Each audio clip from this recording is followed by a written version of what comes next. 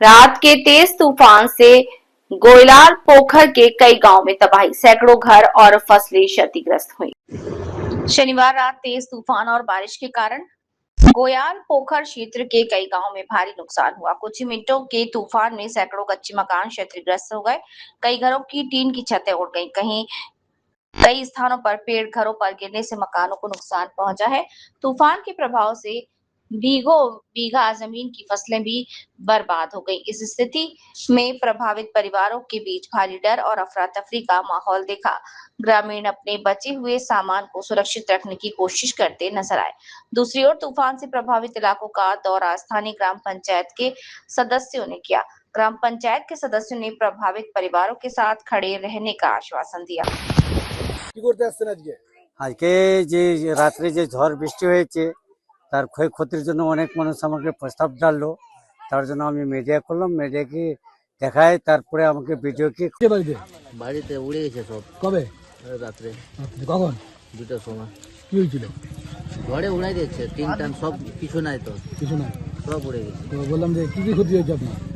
বাড়ি ঘর সব ক্ষতি হয়ে গেছে, বাড়িঘর আছে না ভেঙে গেছে? ভেঙে গেছে সব। কি চাচ্ছেন এখন? সাহায্য চাচ্ছি আর কি। সাহায্য করছে। বললাম যে কত টাকা মতো ক্ষতি হয়েছে? হবে মোটামুটি 20-30। আপনার নাম, বাড়ি? বাড়ি কাঁটা ফুলবাড়ি।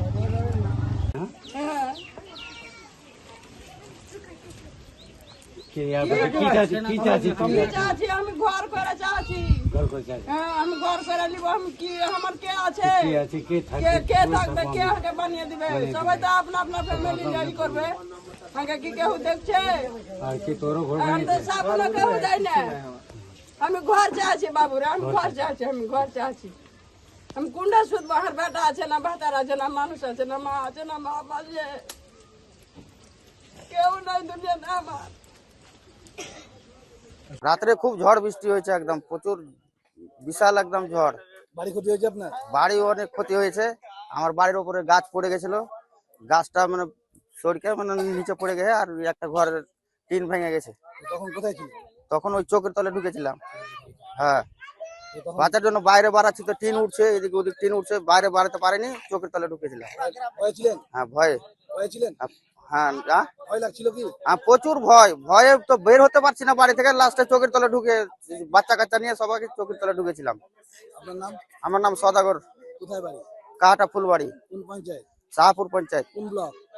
গোয়াল পুকুর। বাবু আমার ঘর উড়ে গেছে রাতে, আমি বাঁচতে পারছি না রাতে। চাই কি আমি মরে যাই, ছেলে পিলে বাচ্চা কাচ্চা নিয়ে। কি হয়েছিল? এইতে ঝড় দুন চলেছে, কোনটা লুকাবো দিশে পাই না। এদিকে চোখের তলে লুকিয়ে গেছি। কি কি ক্ষতি হয়েছে? কি কি ক্ষতি? সব বিছান কথা সব এলে, ঘর বাড়ি উড়ে গেছে। আমি ঘর চাই বাবু রে, আমি ঘর চাই। বললাম যখন যে টিন আপনার উড়ে যায় তখন কেমন আপনি? আমি তো দাঁড়াচ্ছে হুঁশ নাই, আমি চোখের তলে লুকিয়ে গেছি।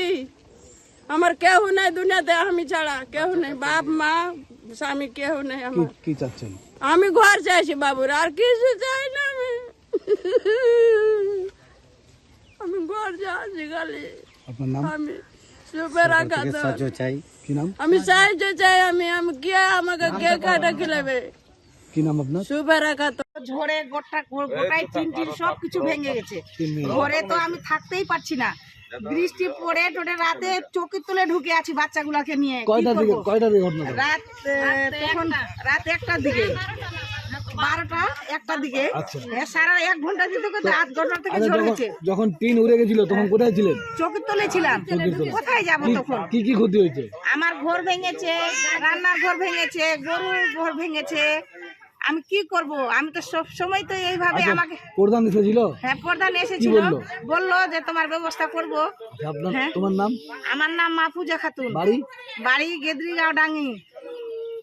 হয়েছে আপনার এলাকায়? দেখেন, আমাদের গোয়াঘাট 2GP-তে প্রচুর হারে লোকসান হয়েছে। যে কালকে যে রাত্রেবেলা যে ঝড়টা হয়েছিল, সাধারণ লোক বাড়ি ঘরের ওপরে টিন উড়ে গেছে। কোনো বাড়িতে মানে গাছ পড়েছে, গাছ পড়ে মানুষ ঘুমাতে পারে নাই সারা রাত। মানুষ এমনি বসে বসে থেকেছে, কেউ একে বৃষ্টি যখন ঝড় হয়ে যখন ফার্স্টে ঝড়টা হয়ে যখন টিন উড়ে গেছে, তারপরে বৃষ্টি আসছে, তখন মানুষ যখন ঘুমাতে পারলো না, তারপরে কিছু আমাদের এলাকায় কিছু যে আমাদের সোলার লাইটগুলা ছিল ওগুলা ভেঙে পড়ে গেছে, কারেন্টের খাম্বা ভেঙে পড়ছে। তারপরে যে মানুষের যে আমাদের এখন বর্তমানে সিজন আমাদের সাধারণ মানুষের খেতি ভুট্টা, তো এই ভুট্টাটা হয়ে আসছে, এখন যে হারে ভেঙে মাটিতে সুতাই দিয়েছে, মানে প্রচুর হারে সাধারণ মানুষের, গরিব ধরনের লোকের প্রচুর হারে। বললাম দাদা, আপনি যেহেতু প্রধানের দায়িত্বে রয়েছেন, আপনি কি বিডিও এডিএ কে জানিয়েছেন ব্যাপারটা, আপনার এলাকা এত ক্ষতি হয়েছে? দেখেন, আমরা আমাদের পঞ্চায়েতের স্টাফকে বলেছি, আমরা বিডিওকে জানাইছি, এবার আমরাকে আশ্বাস দিয়েছে আপনারা প্রত্যেক সংসদ থেকে আমাদেরকে রিপোর্ট চেয়েছে, আশ্বাস দিচ্ছে, দেখা যাক কি করা যায় আর কি। বলছেন দাদা, আপনারা বলেন মা মাটির মানুষের সরকার, আপনারা সবসময় মানুষের পাশে থাকেন, প্রাক্তন মন্ত্রী গোলাম রাব্বানিকে বিষয়টি জানিয়েছেন? এখনো আমি মন্ত্রী সাহেবকে ফোন করিনি, এখনো বিডিও সাহেবকে ফোন করছি। মানে আপনি এখন এলাকা ঘুরছেন? টোটাল এলাকাটা ঘুরে আমরা যেহেতু টোটাল রিপোর্টটা কালেকশন করার পর আমরা সব জায়গায় জানাবো।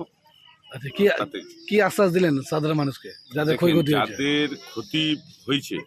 আমরা যেহেতু মামাটির মানুষের সরকার, আমাদের মমতা ব্যানার্জি, আমাদের গোলাম রাব্বানি মন্ত্রী সাহেব, এরা যথেষ্ট ভালো লোক, এরা আপনারা জানেন এরা সাধারণ মানুষের পাশেই থাকে, সাধারণ মানুষের পাশেই থাকবে। এখনও দেখেন কোনো জায়গাতে কোনো লোক অন্য দলের কাউকে কোনো জায়গাতে কোনো ইয়াতে দেখতে পাওয়া যায় না, যেহেতু আমাদের দলের আমাদের কর্মীরা, আমাদের মেম্বাররা এখন প্রত্যেকটা বাড়ি ঘুরছে, প্রত্যেকটা মেম্বার প্রত্যেকটা নিজের এলাকা ঘুরছে। আর মেম্বাররাও, আমি যত মেম্বার আছে আমাদের, আমি নিজে ঘুরি, আমার মেম্বারগুলোকেও বলেছি প্রত্যেকটা গ্রামে আপনার সংসদে কোথায় কি পড়ছে টোটাল ছবি করে আপনারা আমাকে দেন, আমি বিডিও সাহেবকে দিব। বিডিও সাহেব আবার রিপোর্ট চেয়েছে, বিডিও সাহেবকে আমরা রিপোর্ট দিতে চেয়েছি, বিডিও সাহেব আশ্বাস দিয়েছে। আপনার নাম? আমার নাম আলাউদ্দিন, আমি গোয়াঘাট 2GB।